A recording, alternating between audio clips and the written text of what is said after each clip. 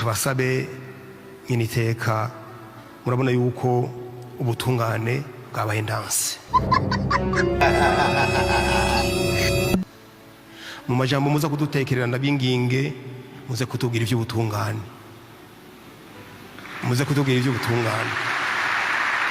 muzaba mudufashije kuko uno munsi ntushobora kuza kuburana n'umuntu afise amafaranga umuntu akurusha amafaranga ntimwoburana ngo mutsinde acha kubwira ati wewe n'umucamanza arakubwira ati wowe urashobora kuburana n'umuntu afise amafaranga ndumiwe murumva rero muze kutuzatsurira gatonya kuri ako kantu muzoba mukoze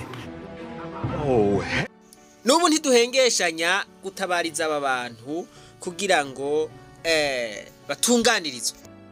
Mu minsi iheze twarababwiye ivyifatwa n'ipfungwa rya Elvis Basoma Crystal hamwe na Regis Marie Ntwari.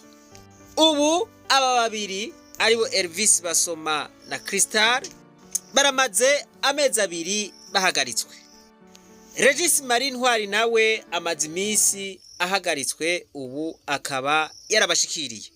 Abo uko ari batatu bapfungishijwe na Arsene Ngendakumana abagiriza yuko bamwivye.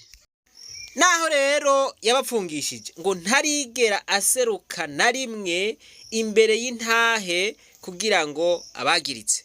Aha rero abantu baguma bibaza ibibazo vyinshi. Baragira bati ni gute umuntu yofata abantu akabapfungisha abagiriza ubusuma hanyuma ntaseruka imbere y'intahe kugira ngo akwirikirane utwiwe. Aha barabandanya biyumvira bati none Arsene vy'ukuri yoba yafashe abo bantu arabapfungisha abarondera ko ubwo butunzi bwiwe canke abarondera ko ibindi bintu. Barundi kazi nshuti z'Uburundi mugani wundi muntu oya namwe nimwiyumvire umuntu aragufashe aragupfungishije akwagiriza yuko wamwivye ego kugushira imbere y'ubutungane nivyo kugira ngo ubutungane utanga umuco bwerekana umuco ariko murarengutse muri sentare uwabitwariye canke ubagiriza ntaje aho ivyo bintu ntihoba harimo akandi kantu kinyegeje inyuma yavyo.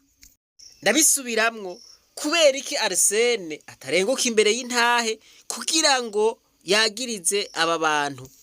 Afise amabanga menshi amufatira aho tokwitaba sentare kugira ngo yagirize aba bantu.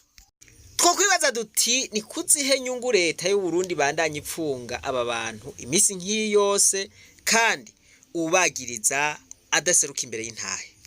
Aha ibi bintu hari umuco mubibonamwo ga yemwe. Ibi si bya bindi ukurusha amahera ashobora kugira ico agomba cose. Uno munsi ntushobora kuza kuburana n'umuntu afise amafaranga. Umuntu akurusha amafaranga ntimwoburana ngo mutsinde. Aha Arsene ntiyoba ariko arakoresha amafaranga kugira ngo ahezeyo bano bantu.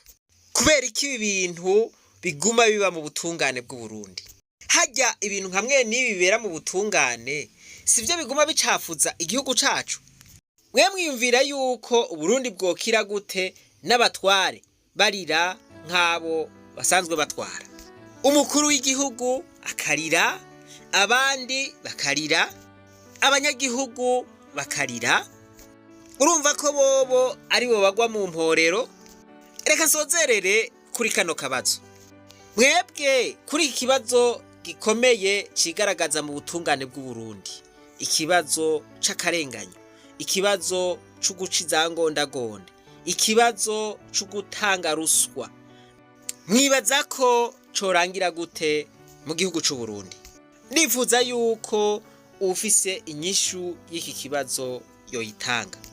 Tubandanya dusaba yuko aba bantu batohohotegwa.